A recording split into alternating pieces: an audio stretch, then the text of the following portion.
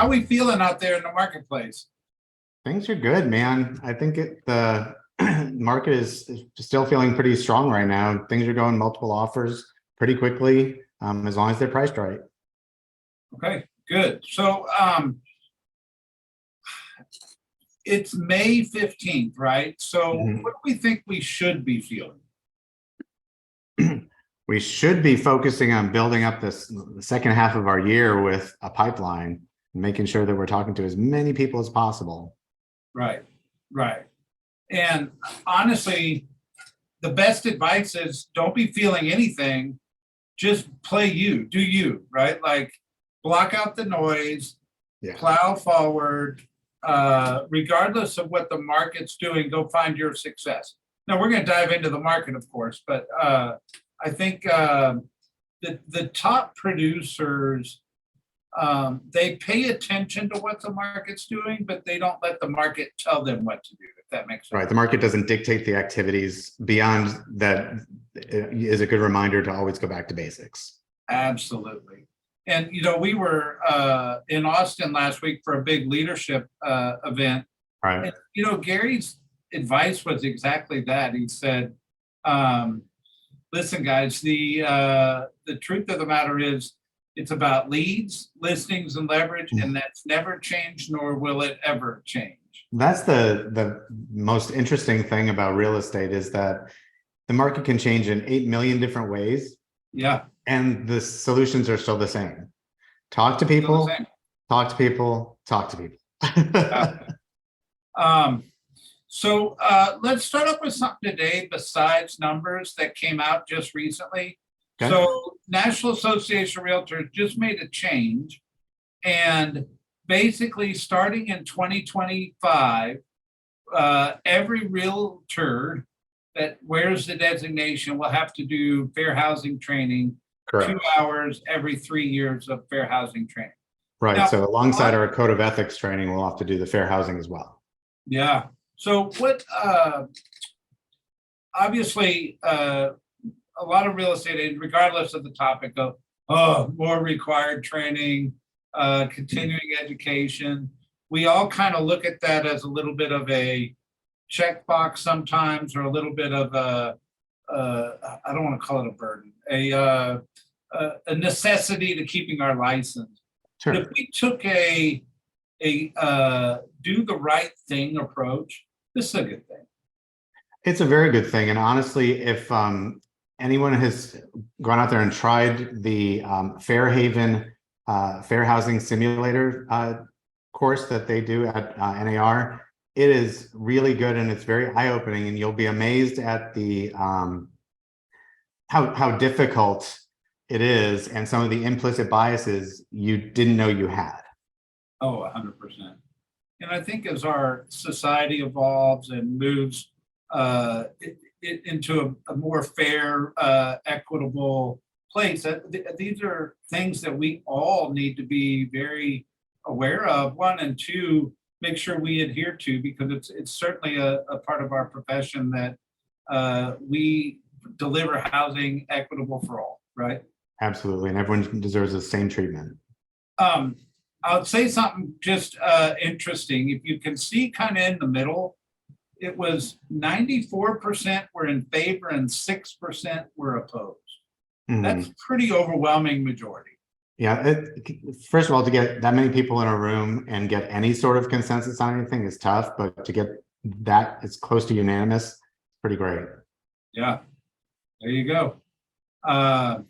All right, so let's pop through some of these numbers. So this is Fulton County. Fulton County right now has got, as of this morning, 667 active properties, 185 are just pending or under contract pending. That's a healthy number right now. It's certainly a big increase I've noticed in Fulton County. 377 in the pending category, which is a big increase. Mm-hmm. And then 285 in the closings, which is a little bit down from the last 2 weeks. Mm-hmm. But when you think back 3 to 4 weeks from now, rates were up and then they went down 2 weeks in a row. Yeah. So I think it's very much corresponding with rate volatility.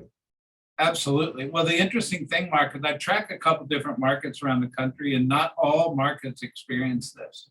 Some other markets actually went the opposite direction. Mhm. So it just talks about how blessed we are. If I run over to the cab, yeah, spinning wheel, spinning wheel. All right.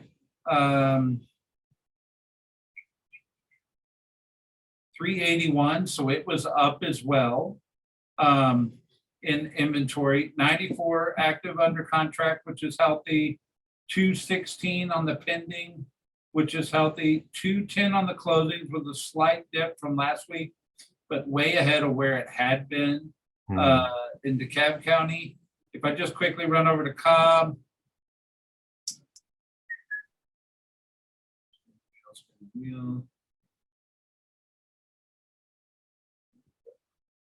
we've got 338 in the active, so it actually got a little tighter in inventory in Cobb County, but pendings are up 125. I'm sorry, active under contract are up 125, 223 on the pendings, which is consistent with where it's been, 234 on the closings, slightly down from last week, but considerably up from where we had been running. Mhm. Overall, market's actually moving in a positive forward direction. Yeah, that's what I'm feeling and seeing. Yeah. You know what's interesting is prices. So there's a couple interesting comments we can talk about here, which is one, we're selling less houses. I think it's pretty understood at this point. There's less transactions happening in the marketplace. Yet there's still 30-40% of them are going multiple offers. So if Correct. you think about it, we've talked on here, like if inventory goes down and demand and supply move together up and down, you're still going to have the same spread Right. between supply and demand, which is going to allow for the hot properties to sell at multiple offers, great price, all that stuff, right? Right. Ultimately, scarcity always is the factor that drives price, right? Mhm. And we're still experiencing some scarcity in the marketplace. Absolutely. I mean, we're so far behind in building new inventory. It's just, I think it's going to be like this for a little while as far as the lack of inventory goes. I agree. I call it the nightclub phenomenon. No matter how many people are on the inside, there's always a line outside. Why do they? Right. Studio 54. Yeah, because everybody wants something they can't have, and they'll pay extra. They'll, in the nightclub analogy, they're going to give the doorman $100 just to skip the line. Houses are not too far off. Like if there's not a lot of inventory and people get emotional buying, they're going to pay money. We've known that for the last couple of years. Right. But the truth is there's still that scarcity inventory position, i.e. the nightclub phenomenon in our marketplace. I totally agree. Absolutely. All right. Well, let's run through some interesting things. I wanted to start with just an off the cuff article, which talks about the guide to creating handwritten notes. So, Mark, handwritten notes dead? Not at all. In fact, I feel like they've gotten more relevant over time because the amount of mail and actual mail you get has gone down, and even the amount of junk mail that we get has gone down as everything's moved digital. So they still stand out. In fact, more than they probably did 10 years ago. Absolutely. I received a handwritten thank you note for a gift I gave for a wedding yesterday or over the weekend in the mail, and I actually sat down and read it, and smiled while I read it, and I thought, and this was quite personal. There was a personal comment in it. Yeah, it's always like it's like a warm feeling you get, and you're like, "Aw," like you just get that kind of warm fuzzy from getting something handwritten delivered to you. Can I just tell you, I do not like writing handwritten notes, and I know I'm not the only one. I like the idea of doing it, but my handwriting is so bad, I tend to avoid it. I actually, I practice writing handwritten notes because I know it's a powerful thing to Mhm. connect with people. And ultimately, in the real estate business, we're all about trying to connect relationally with people, and that's how we buy and sell real estate for people through those connections.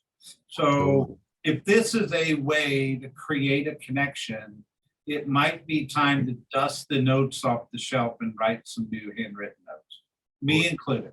One of our top agents, Shannon Williams, did over $20 million last year, and she is an introvert. She does not have client events. She does one-on-one dinners with her top 12 people. Once a month, she meets with a top client, and she does handwritten notes all year long, 4 times a year to each past client. And that's her lead gen. Yeah. Sometimes in business, things that are old become new again. And you think about kind of the evolution of communication. We used to talk on the phone, believe it or not. But then direct mail was a big deal. You would mail things to people, and I mean, people would I'll call it, they would skip to mailbox to see what came in the mail that day. Or Right. you used to still get letters from your grandparents, right? Like it was a Mhm. thing. Well, that became old, and nobody got excited about checking the mail. They'd leave it in the box for a couple Mhm. days. And then email became a thing. And there was, believe it or not, a joke about hitting the send receipt button almost neurotically just to see if you got a new email that came in sometimes. Yep. And I don't know about you, but I don't get excited about my inbox these days. No, Even and I when you certainly send don't me an hit send email, and Mark, receive no excitedly. offense. But then texting became a thing, and we've got this little psychological thing going on when the text comes in now, or a direct Right. mail or a direct message creates a different emotion. Mhm. But you also realize as communication moves away from some of the older things, it creates void to be able to go make impact with those. Meaning, Right. handwritten note is a direct mail, right? Right. Uh, Well, and direct mail before is that, not dead, right? absolutely. And before the direct mail started, it was door-to-door salesmen, right? People went Yeah, door to door, and before that, it was you had to go to the place where they were selling the goods. So it's continued to evolve, but the personal touch seems to keep coming back. And I think it's because people want that. As much as we like efficiency, we also like human interaction. I think connection, the connection, yeah. And I think COVID taught us that. 100%. I couldn't agree with you more. I think we're so disconnected in today's day and age with social media. It feels connected, but it's not personal. And we had a guest speak at our top 10% event for our real estate agents a month or so ago, and this Mhm. was exactly his topic. He's like, quit just liking things, comment, ask questions, create connection inside of that space. So whether it's a handwritten note or commenting on somebody's photo, it's important to actually have connection. Absolutely. I thought this was just a good reminder. Yep. All right. Um, in the ship book, they talk about bulletproofing a transaction. Mm. Um, I don't know if all these things are actually 100% relevant, but I think it'd be worthy of us just to run through these. Yeah. These are the 10 things that they say are killing your transactions right now in 23. Number one would be financing and payment shock.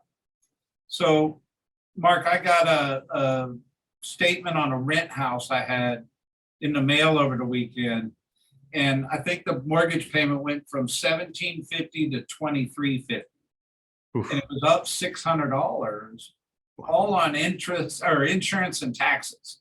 And Yeah. I'm going, oh, right.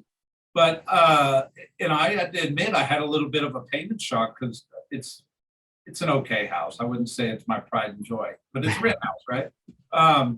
And the shock of that hit me, and I don't think anybody's immune to it. But Right. how do we get in front of it so it doesn't blow up a deal for us? I mean, I think with a lot of this stuff that we'll walk through in this list, it's all about getting in front of that and having proactive conversations and setting expectations. And with financing and payment shock, it's really help making sure that your buyers are sitting down with a lender that's competent, that is walking them through not just what the principal and interest is going to be, but let's look at what taxes are going to estimated to be once you buy it.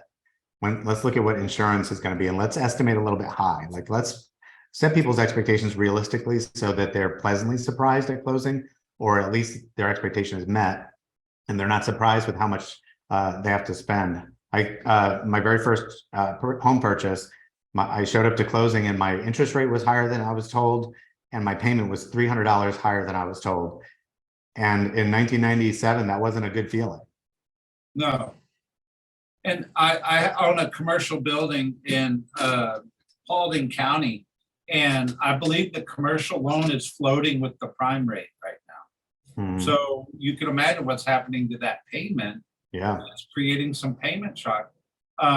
If I was interested in selling it, I'd be more motivated to sell right now, right? Sure.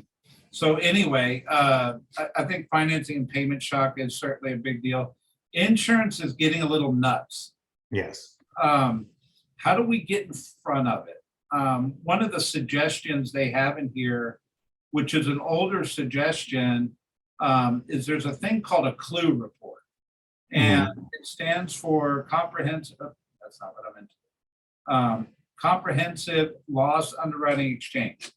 So when you're in your inspection period, you can actually have an insurance agent run this report on a property.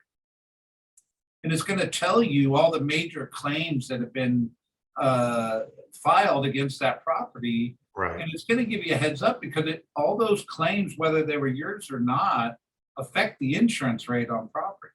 Absolutely. And it's certainly worthy of a quick phone call to your trusted insurance agent. It doesn't cost them anything to run, right? Yeah, and in fact, people should be doing that during their due diligence period with every single client, always, not just now.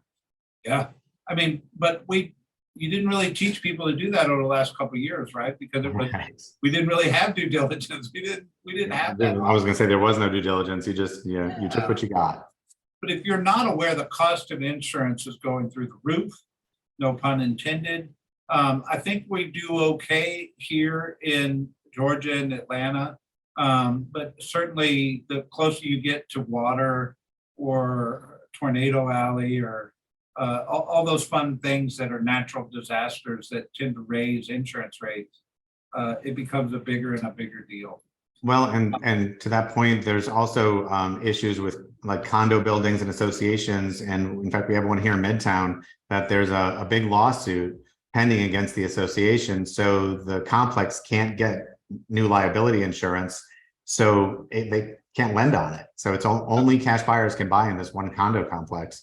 So you really have to be proactive with condos and make sure that you're doing all that, your clients are doing all their due diligence on that insurance stuff on the front end. There you go. Inspections and repairs, same kind of deal. You just got to get in front of them. Big ticket items like a roof, HVAC, water heater, termite are not things a buyer's keen to deal with. If you got maybe rusty with your setting expectations or coaching buyers through or coaching sellers through inspection and repairs, since we hadn't really had any over the last couple of years, it's worthy of a polishing your skills around that for sure. And being present at the inspection so that you can ask questions of the inspector. Like I always just like to ask questions like, okay, so now how serious is that? Like how big of an expense is that? You know, those kinds of questions, so that you're not giving information, you're just asking questions to help set expectations with the buyer so they don't unnecessarily freak out about things that are not big issues, but they also have a legitimate sense of concern around the ones that are. There you go. Builder competition. I find this interesting. They talked here about builders are really hungry, especially the builders that are in price ranges appealing to first-time, new move-up buyers, as well as those downsizing. So not the high-end builders, the builders that are building, competing for those customers are getting aggressive. I find that interesting. That's interesting. I have not seen that play out here. Yeah, I mean, it's probably, well, listen, let's be honest, they're not building affordable housing anywhere near the city, but they're certainly building it in the outskirts. Yeah, on the outskirts. For Um, sure. And you lead an office in the middle of the city, so you're probably not seeing as much as maybe Matt Pitts does out in West Cobb, right? But Right. nonetheless, it's just something to be aware of, because I think, you know, the other joke on here, Mark, is they're talking about how builders are now very agent friendly again, which we've Yeah. joked about that. They love us again, and there'll be a time when they don't love us again. Yeah, Whatever. they're very fickle. They're certainly competing right now. And then home sale contingencies, we've talked about those. Interest rate increases, bank failures, stock market volatility, layoffs. I mean, is the economy unstable? Not really. Yeah. Are there some little aspects of the economy that kind of create cause for concern? It depends on how it affects you. Right. So people tend to pay attention to the industries that they live in, meaning if I'm attached to the oil and gas industry, I'm going to be very sensitive to the price of oil, right? Right. Or if I live in a world where I'm very involved with the technology sector, I'm going to be very sensitive to tech stocks. And ooh, Elon Musk hired a new CEO for Twitter. I care, right? But it depends on what industry my life is attached to. I think it matters more than anything. Yeah. Do we need to be worried about the banking system? You know, I don't personally think so, but I do think that we haven't seen the last. I think we'll probably see one or two more bank failures, just because there are so many out there that were heavy into bonds, and with rates having gone up as much as they did, which was the big cause of Silicon Valley Bank going under. That was, you know, it's a concern for any bank that had a heavy portfolio with bonds. Yep. Some of the real estate sector stocks in the stock market have gone up recently. So that just says that an overall economy, people are starting to bet on real estate again. Right. Which I find a positive thing for our industry. The news, they put in here, if it bleeds, it leads headlines. That's horrible. The truth is the news is actually a threat that can blow up our transactions, right? Like people pay attention to what is most relevant to them in their life at that time. And if I'm under contract and a bank collapses, I'm freaking out a little bit, right? Like I'm a little nervous about it. And I think it's important. This sort of goes back to knowing your market, right? Like when people see and hear news, 99% of the time it's national news, and every market in real estate is hyper local. So you really have to look at what's going on in our market and in the market where that particular person is purchasing. 100%. All right, Mark, last thing is there's 7 time-sucking activities real estate agents can't quit. Only 7? I guess, right? Well, they're looped into 7. I mean, here's the thing, time management. If you ask 9 out of 10 people, what's their biggest struggle, they're going to tell you time management. Right. And it's an age-old problem, because why? Because our job is, it's 24/7. Like if you don't manage it, it will manage you. And we're one of the few businesses where you're doing everything. Your operations, your HR, you are sales, marketing, and your the complaint department, the customer service department, right? So it's really easy to get your time sucked up with things that are not dollar productive. 100%. If you read the list, it's nothing unusual. Social media, email, meetings, no comment, Mark. Procrastination, multitasking, administrative tasks, do-it-yourself marketing, I mean, these are things that we over prioritize, and as a consequence, under prioritize relationships or things that are high dollar per hour activities. Yeah, and I'll just add to that I think as real estate agents, we are prone to think that if we have a nicer logo or a better website or what else, any kind of marketing, we always think marketing is going to change our business. And the thing that changes our business is talking to more people. Yeah. And, I think we need to stop looking at marketing as a panacea. It's a tool to leverage the work you're already doing with relationships. Yeah. I used to have a fun social experiment. New agents will not call anybody until their business card comes in the mail. Right. And it's like they had to have a card to hand out or they weren't a real estate agent. Right. They didn't feel legit. I'm not valid if my marketing doesn't say I'm valid. And experienced agents know that's not true. But it was always that social experiment. Well, the truth is we over prioritize things, and we're probably addicted to some things, Mark. If we're being honest and if I'm being transparent or vulnerable, I remember I took my father to the Masters, not this year, but the year before. And at that golf tournament, you literally are not allowed to bring your phone inside the golf course. And it was a good 4 or 5 hours. I did not have my phone on me. And it was a very weird experiment or experience, because I think I actually had some addiction to my cell phone not being on me or in my hand. Sure. I didn't realize it until I went without it for 4 or 5 hours. Yeah. And you realize we all have these little things, whether it's email or text or direct messaging or social media, that we allow to have priority in our life. And consequently, we're under prioritizing things that probably matter. Well, and particularly with social media, because it's very easy to lose track of time when you're scrolling.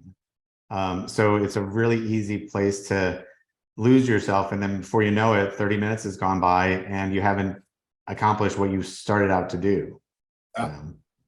Mark, we all do it, and nobody's immune to it. I guess the question is how do you put bumpers up? How do you put things in your life that allow you to do it in spurts, right? And we call it time management. We call it time blocking. The truth is nobody's naturally that way. It's a learned behavior, and it's a disciplined behavior. I was just going to say it's discipline, because it's not something you learn once and you're done. It's a constant process of counterbalancing, like Gary's always talking about. It's not a one-time thing. You have to just constantly be looking at what's going on and say, okay, I'm spending too much time on social media, and now I'm going to try to pull back again. There you go. Well, listen, Mark, I'd like to start and end on time, but give me a parting thought for our industry update this week. So just along these lines, my only thought is the confidence comes from competence, and competence comes from preparation. So if you don't feel confident, you don't need a new logo, you don't need a new website. You need to know the numbers and know the market. Perfect. Thank you, Mark. Thank you, guys. Bye, guys. Happy Monday.